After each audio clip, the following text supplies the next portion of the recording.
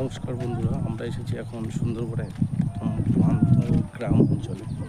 দেখুন, এই জঙ্গলে বাঘ থাকে আর মানুষ থাকে ঠিক এই পারে। এটা হচ্ছে মানুষের চাষের জায়গা। এই যে এখানগুলো চাষ, এখানে চাষের জমি ঠিক, আর ঠিক তার উল্টো সাইডে এইটা হচ্ছে জঙ্গল, এখানে বাঘ থাকে। দেখুন, সুন্দরবনের প্রত্যন্ত গ্রাম অঞ্চলে দেখুন কীভাবে মানুষ বসবাস করে। এখান থেকে যে কোনো মুহূর্তে কিন্তু বাঘ পার হয়ে আসতে পারে। দেখুন, এদিকে যত যাবো ততই কিন্তু বাঘ দেখছেন। প্রত্যন্ত গ্রামাঞ্চল এটা,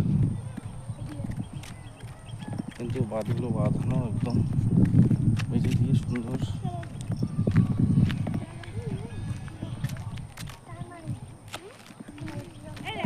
দেখুন, আমরা নামছি।